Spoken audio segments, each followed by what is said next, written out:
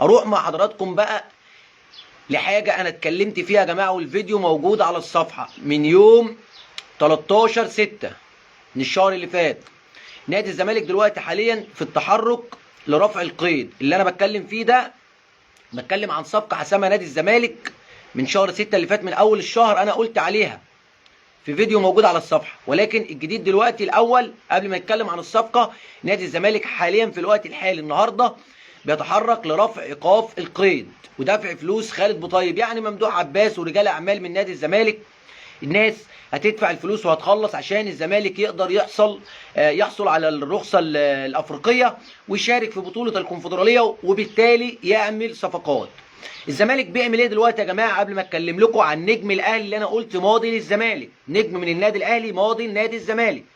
الزمالك دلوقتي يا جماعه اي لاعب بيلاقيه في سكته بيمضيه، يعني بمضيه وبعد كده خلاص هشوف هغربل وهظبط الفرقه، واللي هعرف اخلصه مع النادي بتاعه هخلصه، واللي ما اعرفش انا في الاول وفي الاخر معايا موافقه اللاعب. نادي الزمالك يا جماعه رقم واحد احمد ياسر ريان.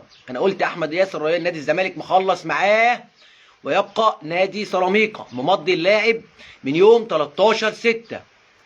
الكابتن حسين لبيب والكابتن احمد سليمان مضيين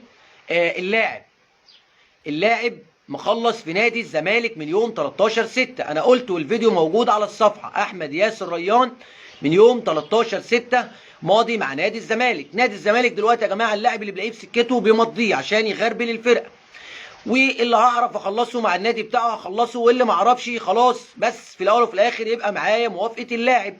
يبقى احمد ياسر ريان اتكلمنا عنه قبل كده وباكد لكم تاني النهارده، احمد ياسر ريان بنسبه كبيره في نادي الزمالك بعد رفع ايقاف القيد.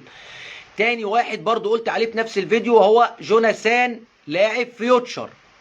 جوناثان لاعب فيوتشر لعيب تاني نادي الزمالك راح له، عبد الرحمن مجدي من النادي الاسماعيلي وبيتفاوض معاه، وكمان فخر الدين بن يوسف من النادي المصري، وكمان مدافع البنك الاهلي محمود الجزار. يعني نادي الزمالك يا جماعه نازل عمال يمضي في اللعيبه، وبالتالي الصفقه اللي هيعرف يحسمها واللي ما يعرفش هو بياخد موافقه اللاعبين اولا.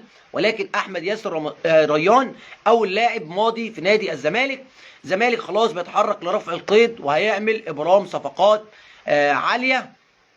هيشتغل وشغال زي ما قلنا دلوقتي على جوناثان. احمد ياسر ريان خلصان، عبد الرحمن مجدي من النادي الاسماعيلي بيتكلم معاه، فخر الدين بن يوسف من النادي المصري بيتكلم معاه، المدافع محمود الجزار من البنك الاهلي نادي الزمالك بيتكلم معاه، عمال يمضي. وفي لاعبين تاني، ولكن انا بقول لحضرتك لحد الان مفيش حاجه خلصت، ولكن انا بوصل لك معلومه ان في حاجه، ده اللي بيحصل دلوقتي. تحياتي لحضراتكم واستنونا في فيديو جديد وحلقه جديده من اخبار وكواليس النادي الاهلي اولا ونادي الزمالك والكره المصريه، واي حاجه جديده ان شاء الله نطلع نقولها. ما تنسوش اللايك والشير وادعمونا علشان المعلومه توصل لغيرك. والسلام عليكم ورحمه الله وبركاته.